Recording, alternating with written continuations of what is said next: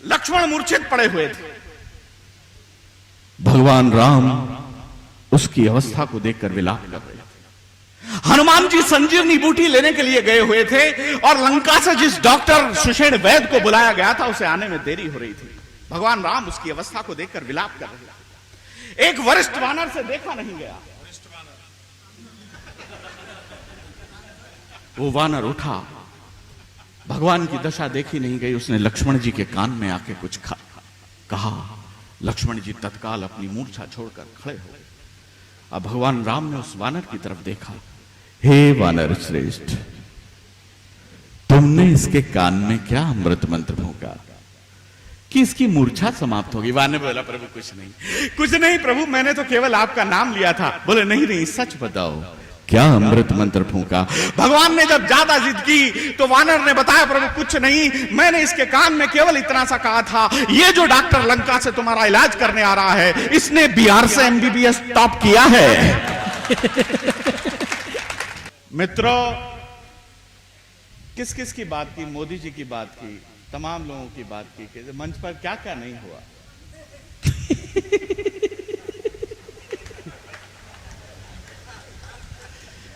कितने सफेद कपड़े, आदमी विधवा होता तो ठीक ऐसा ही लगता।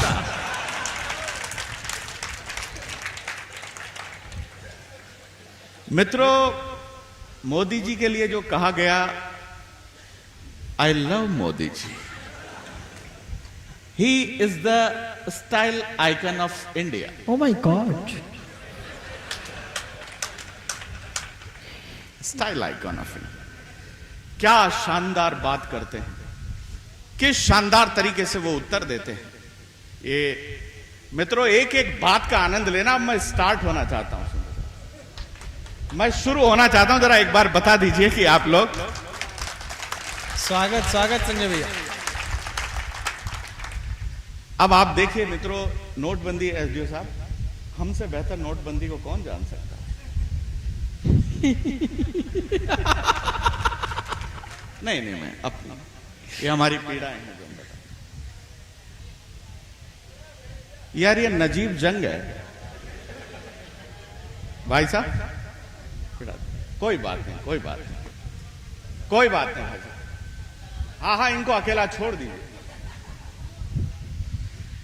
हे ये चिराग जैन इतना एक एक बात का मजा लेना। यूं ना लेने देगा। अरे क्या कह रहा है? ये बिना बात के ही मजे ले रहा है। क्या कह रहा है? बैठो। अरे कोई बात नहीं। ये देख आगे दरवाजे लठ लेके।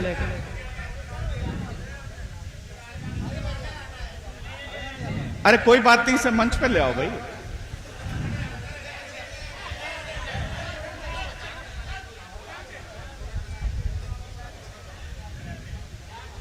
कोई बात नहीं, मेरी तकदीर में विधाता ने यह भी लिखा था। मित्रों, स्टार्ट होता हूं। ये चिराग जैन मुझसे बोला, एसडीओ साहब, हे भगवान, ये मोदी नोट बदलने की तरह लुगाई बदलने की भी कोई स्कीम चला है। हाय हाय।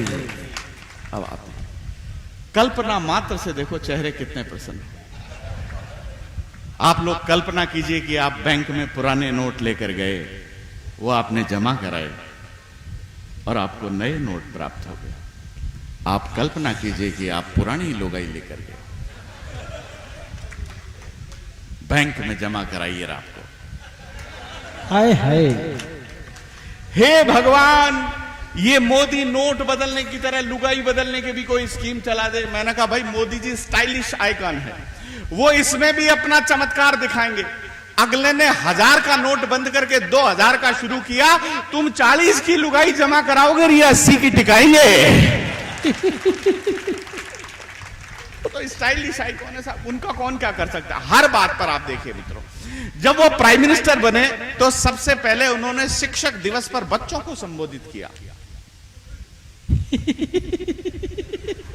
तो स्टाइलिश में हंसने की क्या बात है।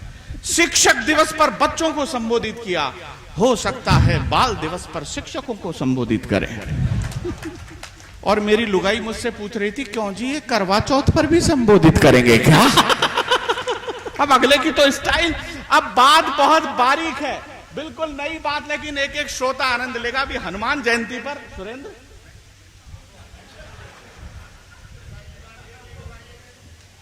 ये देखिए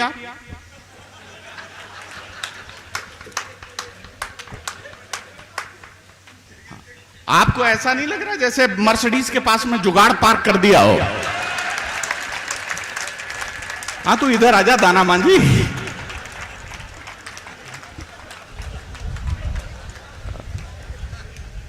अब आप लोग मजा लेना, मस्ती लेना। मजे तो मच्छर ले रहे हैं। सुरेंद्र भाई, हनुमान जयंती पर मोदी जी का स्टेटमेंट है। अब बात बहुत बारीक है एसडीओ साहब, आपको मजा आ जाए, आपको समझ जाए तो एक एक श्रोता मुझे बता दे। मंच पे पहली बार मैं पढ़ रहा हूं। विनीत भाई, विनीत मेरा बड़ा भाई है। ये मेरा बड़ा भाई इसलिए है क्योंकि मैं इसका छोटा भाई हूं। मित्रों, आप लोग आनंद लीजिएगा, बात बिल्कुल नई बात है। मोदी जी ने सांसदों को कहा, हनुमान जयंती पर आप अपने आप को हनुमान समझें और मुझे राम। ये बात उन्होंने कही नहीं, ऐसा हम सोच सकते हैं कि सामने वाले सांसद हैं तो मैं राम हुआ डेफिनेटली, ये सेल्फ अंडरस्टूड बात। तभी एक अचानक वानर, मेरा मतलब है सांसद, खड़ा हुआ और उसने मोदी जी को हाथ जोड़ के पूछा, बोले, हे प्रभु, फिर क्या सीता माता का पता लगाने जाना है क्या? बात समझ में आ रही है क्या? अब मित्रों, तुम बात कर रहे हो यमराज की। मैं भारत सरकार का सही आंकड़ा बताना चाहता हूं। भारत में मृत्यु दर कम हो गई है, डेथ रेट कम हुई। अब यमराज ने पूछा अपने पीएस से, चित्रगुप्त से, मिस्टर गुप्ता,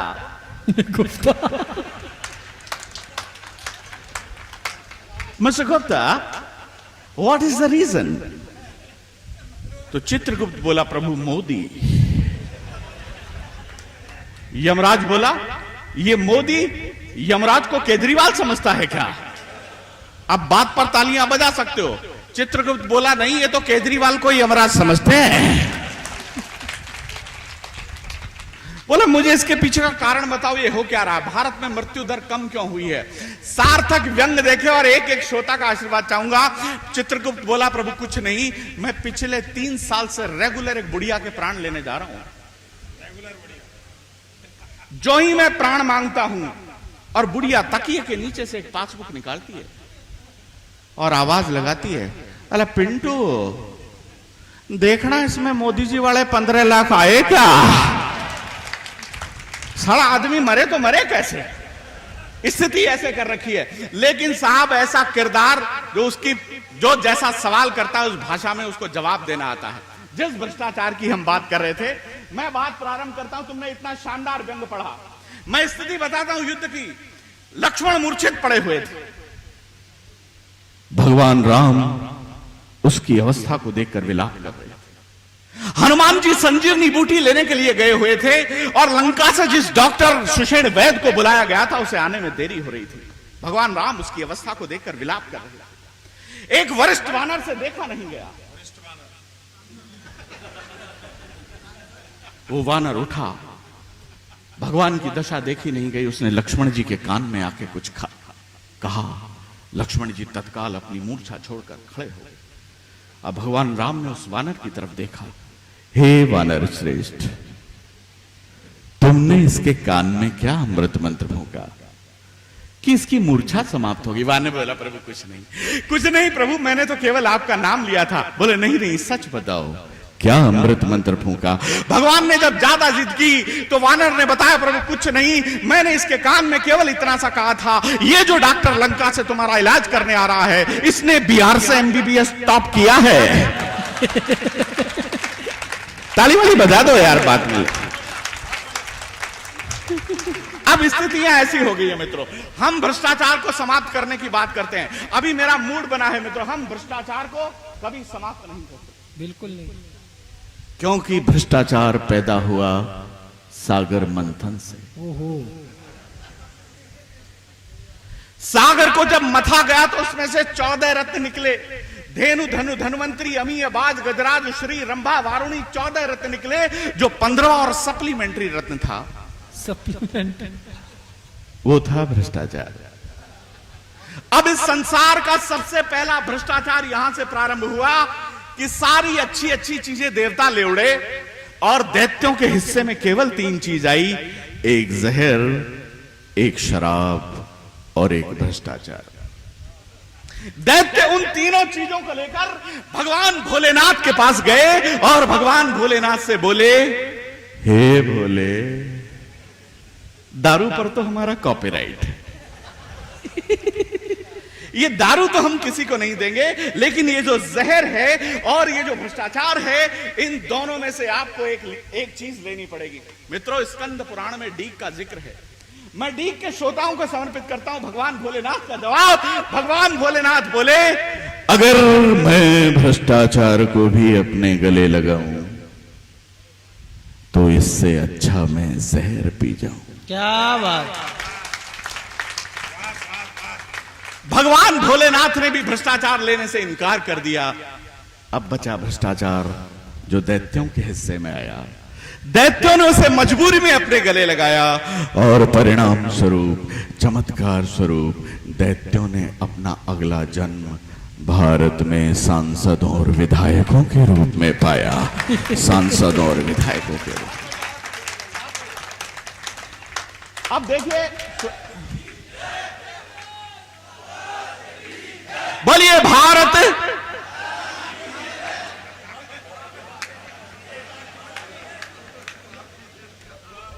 भारत बाप की जय।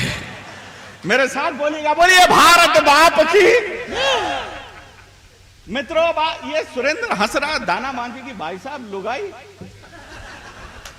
ये चिराग जैन गया एक बाबा जी के पास। अरे बोला, बाबा बाबा घराड़ी बस में नहीं आती। बाबा डीक का था। बोले, बेटा बस में नहीं आती तो कार में ला। बोले, बाबा कार में नहीं, काबू में नहीं आती, कंट्रोल में नहीं आती। तो बाबा ने इसके 6-7 चिमटे मारे। बोला, साले मेरी आती तो मैं बाबा जी होता क्या। अब दोनों में संवाद चलते, उन संवादों का एसडीओ साहब आनंद लेना आप। इसने बाबा से पूछा, अरे बाबा, मैं तो आज तक ये समझ नहीं पाया कि लुगाई चीज क्या है, ये नारी चीज क्या है। कोई बात, अरे कोई बात नहीं,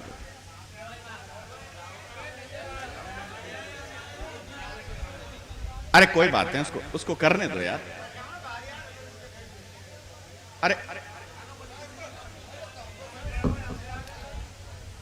अरे भाई साहब, ये इसका दोष नहीं है। जो सागर रत्न से 3 चीजें निकली थी वो दूसरी चीज का उपभोग आपने किया है। हाँ भाई साहब, आप जब बोलना, जब विनीत चौहान आ जाए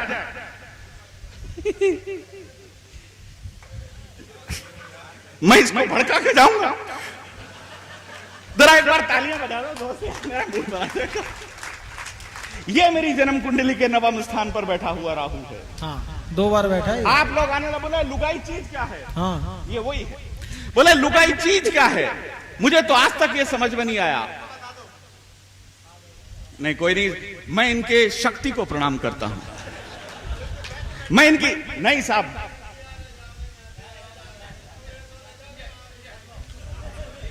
कोई बात नहीं।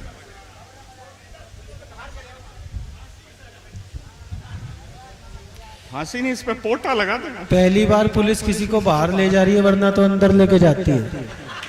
के मिलने के बाद सारी जिंदगी आत्मा परमात्मा से मिलने के लिए छटपटाती रहती है। अरे चिराग बोला, बाबा तू बाबा जी हो गया, अभी भी अपनी लुगाई पे अटका हुआ है क्या? अभी भी तू अपनी लुगाई को उतना ही प्रेम करता है? बाबा बोला, अभी भी उतना ही प्रेम करता हूं, और भगवान से एक ही प्रार्थना करता हूं, हे भगवान मेरी जैसी लुगाई सबको देना, सबको देना, सबको देना, और हिम्मत हो तो तू खुद भी रख के देखना।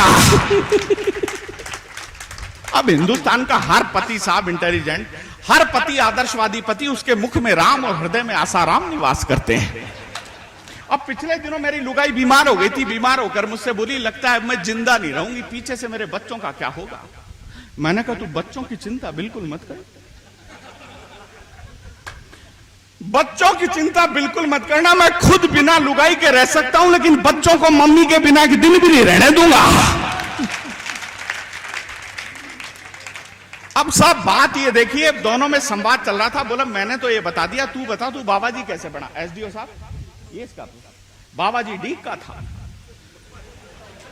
बोला कुछ नहीं यार, मेरा नया नया ब्याह हुआ था, मैं लुगाई को हनीमून मनाने के लिए हरिद्वार लेकर गया हुआ था। हनीमून हरिद्वार, इसमें हंसने की क्या बात है? बाबा जी था हरिद्वार जाता, कौन सा स्विट्जरलैंड जाता? मतलब लुगाई को हनीमून मनाने के लिए हरिद्वार लेकर गया हुआ था। उसने गंगा में स्नान किया, गंगा का पानी बहुत तेज ठंडा होता है। अचानक पत्नी को बहुत तेज खांसी हो गई। नया नया पति अतिरिक्त भावुक होता है। पति बाजार से एक दवा की पुड़िया लेकर आया।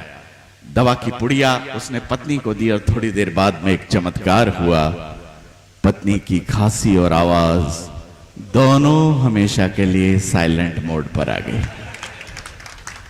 अब वो बाबा गंगा जी के किनारे बैठकर रो रही है, भगवान मेरी लुगाई कभी बोल नहीं भाई, मैं क्या करूंगा? तभी अचानक एक देवदूत प्रकट हुआ। बोला किं कारणम रुदनम करोति वत्सः, तो क्यों रो रहा है? मेरी लुगाई कभी बोल नहीं पाएगी। देवदूत बोला पगले, ऐसी पत्नियां तो करोड़ों जन्म की तपस्या के बाद प्राप्त होती हैं। अरे लुगाई बोल नहीं पाएगी, इसका मैं क्या करूंगा? देवदूत बोला पगले, अगर तुझे बोलने वाली चाहिए तो तू मेरी रख ले।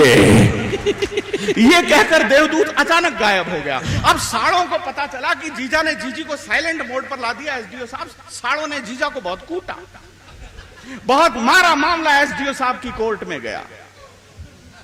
एसडीओ साहब की कोर्ट में गया। कोर्ट में जाकर बाबा बोले जज साहब मुझे बचा लो, जज साहब ये लोग मुझे मार डालेंगे, एसडीओ साहब मुझे बचा लो। एसडीओ साहब बोले साले तेरे तो कर्म ही ऐसा, तूने तेरी नई नई लुगाई को हमेशा के लिए साइलेंट मोड पर ला दिया, साले तेरे तो कर्म ही ऐसे। बोले जी मुझे कर्मों के लिए नहीं मार रहे, ये सब मुझसे पुड़िया मांग रहे हैं, पुड़िया।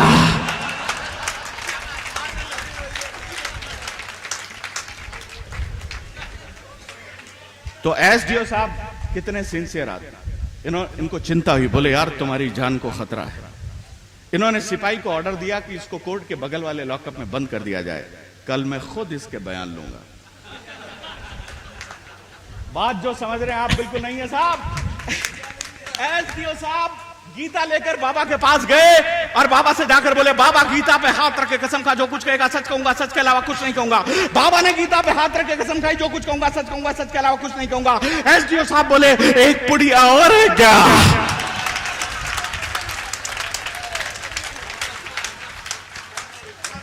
आइए मित्रों, घुस गए। काफी अंदर साला किस किस मार्ग से पता नहीं। मैं मित्रों आपको, अरे यार थोड़ी देर बता, नहीं मैं कर लूंगा। अरे यार नहीं वहां हाथ मत मित्रों। आप देखिए मित्रों, मैं एक विशेष अपनी रचना सुनाता हूं। विनीत भाई, शोक सभा। एसडीओ साहब, आजकल मेट्रो सिटीज में मैंने हास्य में कई प्रयोग किए। मेरी चौथी हास्य की पुस्तक, जिसको मध्य प्रदेश सरकार ने विक्रमादित्य सम्मान दिया। मित्रों, ये कवियों के भी ताली बजाने की बात है। विक्रमादित्य सम्मान दिया मैंने। हास्य के बहुत नए नए प्रयोग किया। आज डीग में पहली बार सुनाता हूं और मेरे साथी लोग, मेरे बड़े भाई व्यंग्यकार सुरेंद्र सार्थक को। आजकल मेट्रो सिटीज में एक चलन चला है, कोई आदमी मर जाता है तो उसकी शोक सभा होती है और ऐसे ही लोग बैठे रहते हैं। ऐसे ही सफेद चादर बिछी होती है और ऐसे ही फूल चढ़े होते हैं। ऐसे ही फूल लगे रहते हैं। आलू में वो अगरबत्तियां फंसा देते हैं, आलू में अगरबत्तियां। मेरी कविता के दो प्रिय पात्र हैं, एक शर्मा एक वर्मा। वर्मा जी एक्सपायर हो जाते हैं, शर्मा जी नगर पालिका के पार्षद हैं। अब मेट्रो सिटीज में चलन है कि आता है माइक पर कोई भी उसका सगा संबंधी मित्र, वो भाषण देता है और जो मर गया है उसकी आत्मा का सत्यानाश करता है।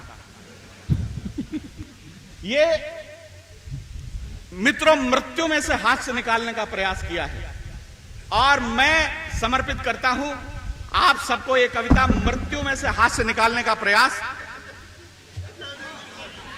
लेकिन मैं पहले कीड़ा निकालने का प्रयास करूंगा मृत्यु में से। हाँ निकलेगा। मित्रों आप लोग आनंद लीजिएगा, मैंने साले को पकड़ लिया है, मैं ऐसे पकड़े पकड़े सुनाऊंगा आपको। है? हाँ पुलिस के हवाले कर देता। आइए मित्रों मैं प्रारंभ करता हूं। वर्मा जी एक्सपायर हुए हैं, शर्मा जी जो उनके मित्र हैं उनकी शोक सभा में भाषण देते हैं। कितना धार्मिक भाषण, शानदार भाषण, आप लोग आनंद लीजिए। विनीत भैया, भाइयों और प्यारी लेडीज,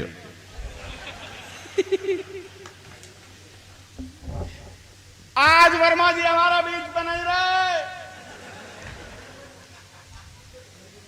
उनकी शोक सभा में कितने इंपॉर्टेंट लोग आए हुए हैं, थानेदार साहब, एसडीओ साहब, विनीत जी, कितने इंपॉर्टेंट लोग आए हुए हैं। अगर आज खुद वर्मा जी होते तो इनको देखकर कितना खुश होते।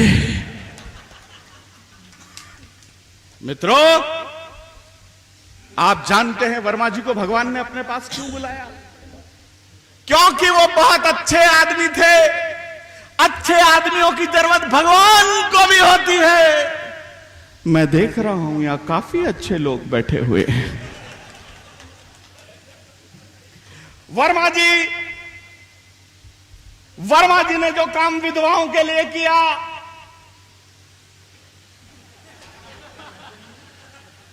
वो राजा राम मोहन राय ने भी नहीं किया। अब ये प्रशंसा कर रहा साहब, श्रद्धांजलि दे रहा। वर्मा जी ने जो काम विधवाओं के लिए किया वो राजा राम मोहन राय ने भी नहीं किया। राजा राम मोहन राय ने तो केवल विधवा विवाह को प्रोत्साहन दिया। वर्मा जी ने पहले विधवाओं को प्रोत्साहन दिया, बाद में विवाह किया और अब फिर अपनी विधवाओं को विधवा करके हम लोगों को प्रोत्साहित करने के लिए छोड़ गए हैं। और एक शब्द सेक्युलरिज्म, 70 साल से इस देश का शोषण जिस शब्द ने किया, उस शब्द का प्रयोग मैंने हास्य के रूप में किस प्रकार से किया, कवियों का ध्यान चाहूंगा। वर्मा जी बहुत ही धर्मनिरपेक्ष आदमी थे, विशेष समर्थन चाहूंगा इस बात पर। वर्मा जी बहुत ही धर्मनिरपेक्ष आदमी थे। इतने धर्मनिरपेक्ष आदमी थे कि संस्कृत की किताब में हिंदी का लव लेटर लिख के उर्दू पढ़ने वाली हसीनाओं को दिया करते थे। बहुत अच्छे, वाह वाह वाह। और वर्मा जी दूसरों की मां बहन को हमेशा दूसरों की मां बहन ही समझते थे, और जब ज्यादा समझ लेते थे तो दूसरों की मां बहन उनसे हमेशा यही करती, तेरे घर में मां बहन नहीं है क्या? मित्रों वर्मा जी कल मुझे बाजार में मिले थे, काफी प्रसन्न नजर आ रहे थे। मैंने उनसे पूछा क्या हुआ, आपकी भागी हुई लड़की वापस आ गई क्या? वो बोले मेरी तो नहीं आई, पर आज शर्मा जी की भी भाग गई। ये होता है दुख में से सुख निकाल लेना। मित्रों किस प्रकार से आदमी दुख में से सुख निकाल लेता है, तो कहना चाहूंगा अंतिम पंक्तियां ये है आजकल की शोक सभाएं, जहां न शोक है, न सभा है, न भाव है, न भाषा है। आजकल की शोक सभाओं में लोकसभा और विधानसभा का तमाशा है। लोकसभा और विधानसभा।